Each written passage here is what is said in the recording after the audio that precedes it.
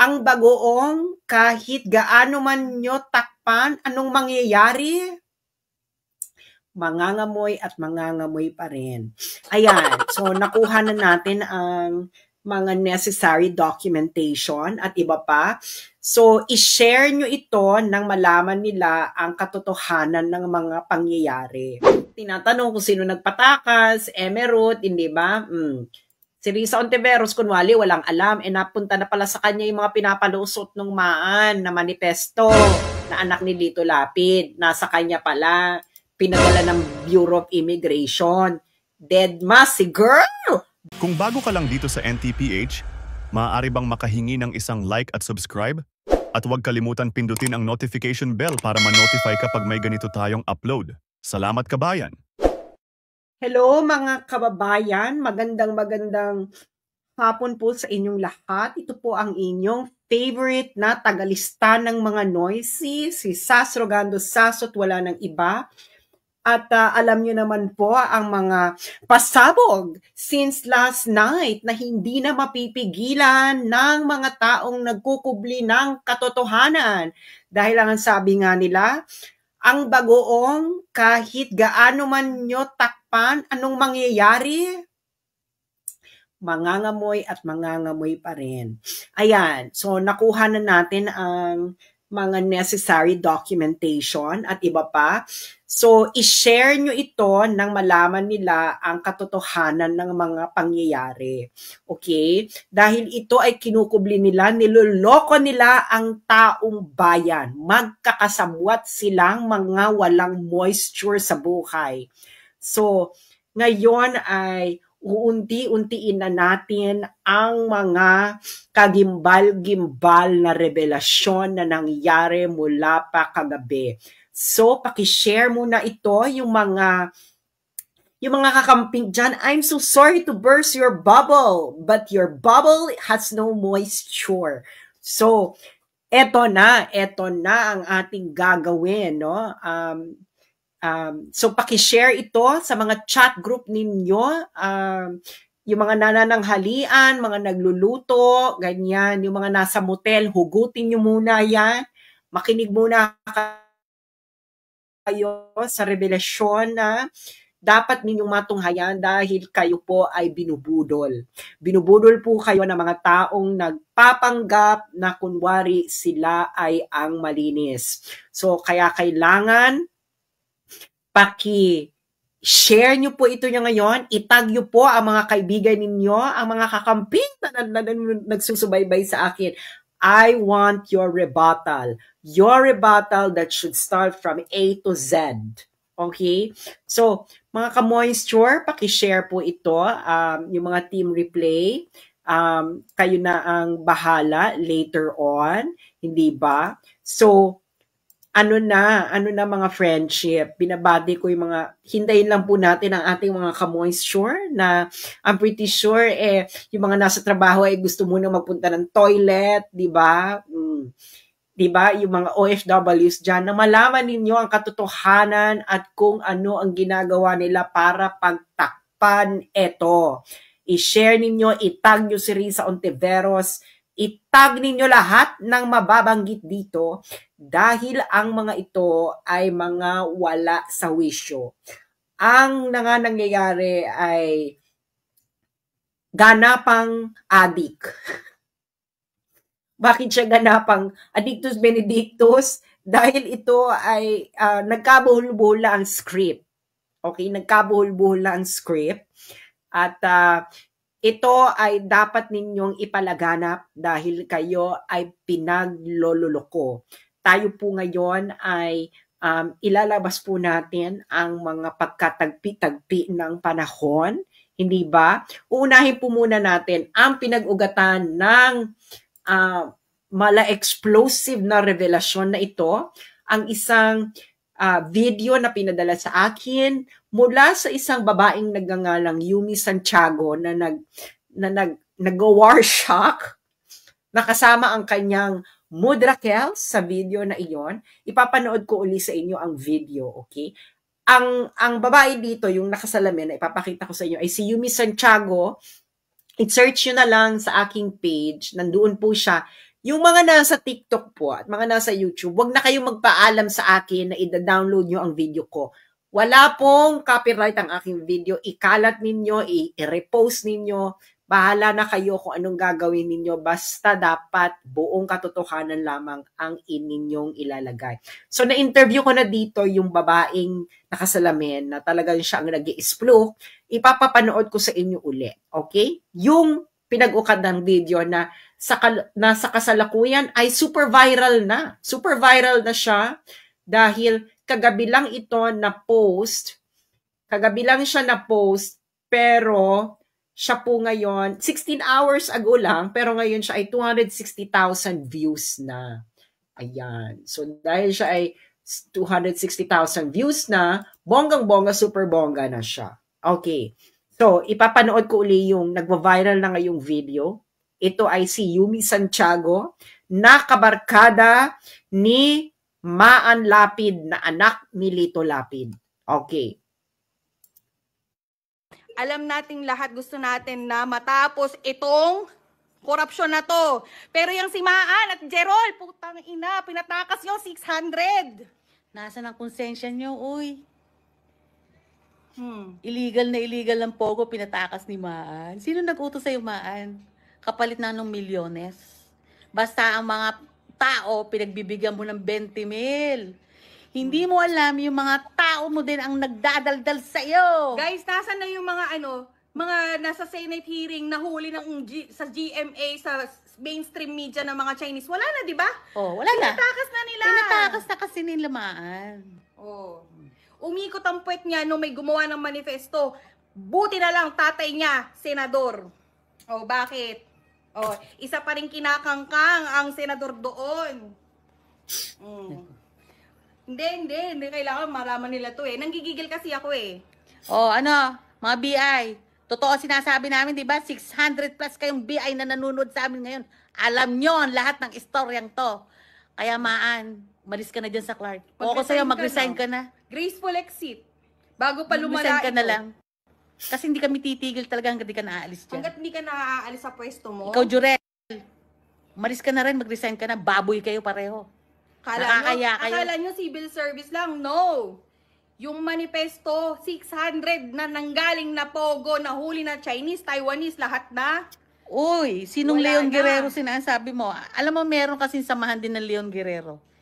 Ang alam ko dyan, ang pinaka-founder ng Leon Guerrero, isa na dyan si Senator Bong Revilla. So, hindi ko alam ang sinasabi mo. Mami, may I know your FB po. Sorry, Mr. Daniel, hindi ako nag-FB. Shoutout sa 800, nakalampag ba ang nasa immigration? 888. Dumami. Alam niyo yan, di ba? Alam niyo yan, di ba, guys? Alam niyo yan, na tatlong pinatakas ni eroplano. Maan yan, tatlong eroplano. Magkano yung binigay sa mga tao na tumulong tigbe 20 mil? Para ilusot doon sa sinasabi Bactor, 20,000 bawat Maan, isa. mag-resign ka na. Hawak namin ang manifesto na itinago ng isang senador. Sorry ka. Sorry ka. Dapat tanggalin. Dapat talaga tanggalin na sila. Pati yung mga nagtatak ng mga passport ng mga Taiwanese. Lahat kayo. Actually, walang nagawa yun kasi sabi nga nila, susunod lang sila sa utos eh. Susunod Kasi sila nga, sa utos pero naiinis sila dahil 20 mil lang binigay. Alam mo, yun ang pahirap sa'yo, Maan. Binigyan mo lang kasi ng tigbe 20 mil. Ayun, ang sama-sama ng loob ngayon ng mga kung tao. tuloy yung nabigyan ng tigbe 20 mil. Oh. Ayan. Ngayon, i-demand nyo yan ngayon guys. Lahat ng subscriber natin dyan. I-demand nyo, nasan na yung mga Taiwanese na yon? Sige nga. Nasan na yung mga nahuli na sa Pogo? Sige nga. Samantalang ang mga Pilipino, ini-execute sa China kung saan. Ganito muna konti. Hindi, may sinasabi siya. Hindi ko nababasa. Wow, ang masasama nila, tama yan, dapat. 1,028. Di ba nakalampag ang Bureau of Immigration? Ano ngayon? Mga taga-immigration ng Clark. Ayaw Pogo! magsalita eh. 3 eroplano. Kanina pa ako nang gigigil magsalita. 3 eroplano. Gano'ng kahaba eroplano? Ha? 200 passengers daw ang 200 kada isang eroplano. Hindi lang daw 200 eh. 200 plus, ganun. Pero yung manifesto natin, mamaya pa natin checkin. Mag-resign ka na, Maan. Mag-resign ka na. Mali ka ng ginawa mo sa akin. Mag-resign ka lang. Akala nyo civil service, akala nyo hindi lang ako maipasok sa BI. Hindi. Mas magandang posisyon ko ngayon. Mas magandang inaalagaan ko ang anak ko. Mas maganda na titingnan ko ang anak ko dito sa loob ng bahay. Kesa ng lolo ko ng sambay. Okay. So, kung gusto nyo mapanood yan, nasa wall ko. At yung mga TikToker, yung mga YouTuber, wag na kayong humingi sa akin ng permiso kung anong gagawin nyo sa video ko. Go ahead. This is about the country. Hindi nyo kailangan humingi sa akin ng permiso tungkol dito, no? Wala po tong copyright. So ngayon, yung lumabas po dyan ay si Yumi Santiago. At nahanap ko po siya kaagad at na-interview po natin siya kanina. So, mamaya, pagkatapos nito is, daanan ninyo yung wall ko, nandun yung interview niya. Ngayon, marami siyang revelation. Yung sinasabi po niyang manifesto doon, ibig sabihin po nun, yung flight manifesto, yung listahan. Okay? Sabi niya, pinapasok daw. So, may mga pogo, mga Chinese, Taiwanese, pero karamihan daw mga Taiwanese. Yung manifesto raw na yon ay pinadala papunta kay Senator Risa Hontiveros. At si Risa Hontiveros walang ginawa. Tumahimik. Okay. Ngayon, alam niyo yung pogo-pogo ni Risa Hontiveros, emerald pogo-pogo. Hindi ba? At ang inaano niya niyan is si Alice Go, na pilit niyang nililink kay Duterte ni Risa Hontiveros. Okay. Pero itong si Yumi, no, sabi niya, bakit ka-lunch ng anak ni Senator Lito Lapid, si Sheila Go? Okay, kailan naging ka-lunch? Naging ka-lunch ng October 4, 2024. Doon sa parang farm nung Romy. Taga Pampanga ito, Romy. At syempre, kinala po natin ang mga ebidensya, ang mga reels, ganyan. Ngayon, yung mga tao mababanggit dito, wag na kayong mag-deactivate, na-download ko na lahat. October 4, 2024. Okay, bibigyan ko lang kayo ng timeline. Okay? Ito ang timeline, ha. So, naalala nyo, tumakas daw si Sheila Go, si Alice Go. Okay. Ngayon, ito yan. Ayan yung nakabalik na sa Pilipinas. Yan yung Sheila Go. Okay? Nakikita nyo ba mga Bex? Nakikita nyo ba? Ayan si Sheila Go. Okay, nakabalik na yan ng Pilipinas. Kailan ba to? This was 5 months ago. So mga August 23, 2024. Ayan si Sheila Go. Na siya, nakabalik na. Ayan yung mga BI, ganyan, etc. Tapos, nagkaroon ng hearing, Senate hearing. Si Risa Hontiveros din, nandun si Sheila Go. Naalala nyo yan? Sandali, hanapin natin yan para makita nyo yung hearing emerald. Ayan pa, may mga pagalit-galit pa si Risa Hontiveros. Emerald tayo ni girl, ini-emerald. Ano mo, girl? Wag mo kaming aaklain. Ito, papakita natin, ha. Hindi lang natin papakita lang natin yung Chimbu Star. Ang tagal naman ng mga advertisement. Kumikita pa kayo sa akin. Hintay lang natin. Yan. Nagagalit-galit pa si Risa Hontiveros. Risa Hontiveros, slapping Sheila Go. Get stern reminder from Hontiveros. Ikaw pala, Risa, nasa iyo pala yung flight manifesto. Bakit hindi mo binulgar? Binigay pala sa'yo. According to Yumi Santiago, yung si Yumi Santiago po, yan po ay kabarkada ni Maan Lapid. Si Maan Lapid po ay anak ni Lito Lapid. Okay, ito, papakita ko sa inyo, no? Nagpadala na sa, alam mo naman ako guys, hindi ako po pwedeng walang evidence, no? Walang evidence. Okay. So, ipapakita ko sa inyo yung mga pinadala sa akin ni Yumi Santiago na mga evidence kung gaano sila ka-close ni Maan Lapid. Okay. O mga anak ni Lito Lapid. Okay. Ito, ha. I-share natin. Ayan, ha. Usapan namin to sa Emerald. Ayan. Ayan, so, makikita nyo dyan, ayan si Maan Lapid sa bahay nila to. Ayan si Maan Lapid, yung naka-pink. Ayan, pak, sa bahay yan ni Yumi Santiago. O, pak. O, ayan. O, ayan. May mga gathering. Yang nasa front na yan, yung kumukuha ng picture, si Maan Lapid. Nasa likod ni Maan Lapid na lalaki, yan si Maynard. Maynard ba yan? Reynald. Maynard. Okay, Maynard. Yan, yung lalaki yung naka-black. Okay. So, eto sa bahay to ni, magkakasama sila dito ni Yumi. Si Yumi yung nag-chichika dun sa opening video. Ayan. So, pinapakita niya sa akin. Diyos ko, nakiusap pa si girl. Nakiusap pa si Yumi Santiago na wag ko siyang pagkatawanan dahil hindi pa raw siya retokado sa mga pictures na to. Okay lang yan, girl. Okay lang magparitoke basta you're happy and it gives you confidence. So, ayan si Maan. O, si Maan Lapid, sa bahay yan nung Yumi Santiago na kaninang nakita nyo, napanood nyo, nakita nyo na. Si Maan ng head ng Clark. Okay. O, ayan na. Sa inyo may evidence tayo. Ngayon, kailan nagkaroon ng hearing itong pagbalik ni Sheila Go? Kailan? Papakita ko sa inyo ha. O, sabihin lang, ano lang natin ha, para malinaw ang timeline ba? Timeline. Timeline. O, ayan yan. O, Emerald, hearing with Sheila Go, with Riz Ontiveros, Chimbustar, di ba? Kailan ba to? Ano to? This was September 5, 2024 pa ito pinost ng ABS-CBN. O, September 5, nakabalik na August, ganyan. Mga hearing, ganyan. Tinatanong kung sino nagpatakas, Emerald, hindi ba?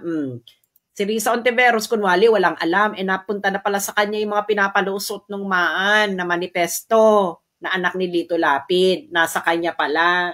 Pinadala ng Bureau of Immigration. Deadma si girl! Deadma ka girl. Bakit? Bakit ka deadma? Pinadala pala sa ng Bureau of Immigration yung mga manifesto. Dalang sasabit ba si Maan Lapid? Si Maan Lapid yung head ng Clark. Okay.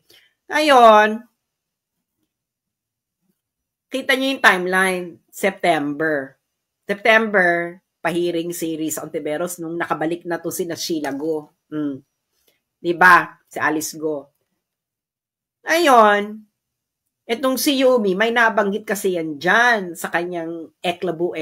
Ang sabi niya, bakit nakikipag-lunch itong anak na lalaki ni Senator Lito Lapid kay Sheila Go, nakikilunch. Sabi ko, anong lunch yan? May video daw. Bongga, may video. Sa pinahanap ko kasi ang tagalan nito, October 4, 2024. So imagine yung hearing August, September. October 4, 2024, ang kabudol fight, alam yung budol yung kainan, di ba? Kabudol fight ni Sheila Go, anak ni Lito Lapid. So ito, papakita ko sa inyo yung mga reels. Ito ay galing ito sa isang reels ito na ni Mer Sagum Yabot. Okay. Sa ata ito, meron itong, ang kainan dito ay kay Romy. Sino bang Romy to? Basta Romy, si Romeo something. Anong pangalan ni Romy? Basta siya, may farm. So makikita nyo, basta may farm siya. O. Tundok. So, nakikita nyo. So, makikita nyo yung lalaki niyan, siya yung may-ari nung farm. Baka naman ito yung farm. Baka naman ito yung farm na sinasabi ni Alice Go. O, farm. Siya yung, ayan, yung nakikita nyo sa gilid, siya yung may-ari. Okay. Tundok. Ngayon, yung katabi niya dyan, yung naka-gray, yan yung anak ni Lito Lapid. Swerte yung mga ang daming ulam. So, ayan. So, nakita niyo yung babaeng nakatalikod na yan. Yan si Sheila Go. Makikita niyo yan mamaya in full view. Kain na kayo. Ayun, nakita niyo yan, yung kumakain na yan, yung naka-gray, yung katabi ng naka-cap. Yan ay anak ni Lito Lapid. Anak niya ni Lito Lapid, si Maynard. Maynard ba pangalan yan o Reynold? Maynard or Reynold. Basta yan ang anak ni Lito Lapid. Okay, kita nyo, yung naka-gray. O yan, yung naka-gray, anak niya ni Lito Lapid. Tundok. Okay. Ngayon, di ba? Ayan na si Sheila Go. Kabudol fight nila lunch. Kabudol fight. Ayan, si Sheila Go. Oh. Ngayon, ikaw ba ay nakikipagbudol fight, kainan sa hindi mo ka-close? Ano yan? Napadaan lang si Sheila Go? Ayan si Sheila Go. Oh. Ayan, oh. Oh, budol fight. Oh. Ayan si Sheila Go. October 4, 2024. Oh. Ayan. Ayan si Sheila Go. Sheila Go. Good morning, good morning. Okay, yan ang si Sheila Go. So, ayan pa. O, papakita ko pa yung Baby, ay ano, si Sheila Go. Kita natin, ha? Ayan si Sheila Go. Baby, ay ano, kuha mo rin ito, Ray, ano. So, nag-aabot ng issue si Sheila Go. Sa kanilang budol fight, nakasama ang anak ni Lito Lapid. Ayan si Sheila Go. October 4, 2024 po yan. October 4, 2024. So, bakit mo, Risa Ontiveros, inililink kay Duterte, ang kabudol fight, pagkatapos ng hearing mo, anak ni Lito Lapid? Paisa nga ako sa tabi ni ma'am. Ayan, may dalag pa. Ano ka ngayon, Risa? Bakit mo pinoproteksyonan ang mga anak ni Lito Lapid? Si Maan, hindi mo ipinalabas yung manifesto na ang madadawit doon ay si Maan Lapid. Bakit? Siguradong alam mo to na ang kabudol fight ni Sheila Go, na kapatid ni Alice Go, after ng hearing ninyo, ay anak ni Lito Lapid. Bakit mo? So, gagayahin ko kayo dyan sa Kongreso, yes or no, Risa Ontiveros. Protector ka ba ng mga anak ni Senator Lito Lapid? Di ba? Ganun lang kasimple. Protector ka ba ng mga anak ni Senator Lito Lapid, Risa Ontiveros? Ito'y malinaw lang na katanungan. Ang sabit pala dito, mga nagpapapasok sa Clark, anak ni Lito Lapid, si Maan. Itong pamilya pa lang ito, no? Ang pamilya pa lang ito, dapat ang iniimbestigahan tungkol sa Pogo. Di ba? Bakit? Putya, 2013, nahuli ng US Immigration and Customs Enforcement ang asawa ni Lito Lapid na nagsasmuggle ng dollars papuntang Las Vegas. Anong ginagawa sa Las Vegas? Casino. Hindi ba? Ayun, nahuli. Report to ng US Immigration and Customs Enforcement. Asawa ni Lito Lapid, babasahin ko sa inyo, 2013. Wife of Senator in the Philippines sentenced for bulk cash smuggling. Bakit sa Nevada? Bakit sa Las Vegas? Kasi nga, ang casino, ginagamit ito, ang casino po, ginagamit talaga yan sa money laundering. So makikita mo, Marisa Tadeo Lapid, 55, wife of Philippine Senator Manuel Lito Lapid, was sentenced February 4, 2013 by U.S. District Court Judge Lloyd D. George. The defendant previously pleaded guilty to 2 counts contained in a criminal information, bulk cash smuggling. Hanapin nyo na lang to, i-search nyo sa Google, Maria Tadeo Lapid. Okay? Nahuli sa immigration, nagsasmuggle ng dolyares sa Las Vegas. Bakit sa Las Vegas? Dahil ang Las Vegas po ay nandyan ang mga casino. Casino, money laundering, ganyan yan. Okay. So, bakit mo pinoproteksyonan ito, Risa Ontiveros? Si Maan pala daw ang involved dyan sa nagpapapasok sa Clark. Maan Lapid. Yung mga taga-BI ha, sinasabi ko sa inyo, pag natuloy yung The Great Reset at hindi kayo mag-isplok, baka kasama kayo sa mga reset. Kaya lumantad na kayo, umamin na kayo, at bakit itong si Senator Risa Ontiveros ay hindi niya inaksyonan ang flight manifestos na galing ng Bureau of Immigration.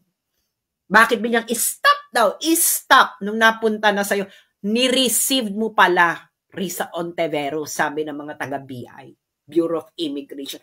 You receive the flight manifesto, mga pinapapasok na Chinese, Taiwanese, mga Pogo. But hindi mo raw inaksyonan. Di ba? At bakit mo pinoproteksyonan ang anak ni Senator Lito Lapid na si Maan Lapid, pati na si Maynard, na ang kabudol, kainan ng kamay, kabudol. Di ba? Hindi po tayo nakikipagbudol fight sa hindi nating kakilala, ka-close. Nandun kayo, same budol-budol. Di ba? Papakita ko uli. Oh. Di ba? Ayan, si Ilago, October 4, 2024. Oh. 'Di ba? Ang kasama niyo diyan sa table ay si anak ni Lito Lapid. Ito yung may-ari ng restaurant. Yan, may-ari ng restaurant yan. Ay, si Ilago, ayan yung anak ni Lito Lapid, yung nakagray yan. Oh. Oh, bakit kayo magkakasama? Eh di magkakakilala kayo, hindi ba? Oh, kayo ang magkakakilala. Hindi po tayo nakikipagbudol, nakikipagkaiman sa hindi po natin ka-close. Ano yung bigla ka na lang nag-arrive? Bigla na lang nag-arrive si Shilago sa budol lunch na kasama ang anak ni Lito Lapid. Ano na, Risa? Protector ka ba ng mga anak ni Lito Lapid? Si Maan Lapid, pati na yung anak niya na after ng investigation mo, nang nakauwi na si Shilago, ay ka-lunch ng anak ni Lito Lapid, kabudol fight lunch. So, Senator Risa Ontiveros, bakit hindi ka nagsasalita tungkol dito? Are you the protector of Maan Lapid at yung kapatid ni Maan Lapid na si Maynard? So, yun lang, no? Marami pang dadating, okay? Mag-expose pa ang lahat. So, Senator Risa Ontiveros, bakit hindi lumabas ang pangalang Maan Lapid at Maynard, mga Lapid, sa iyong investigation? Eh, sila pala ang ka-close ni Alice Go.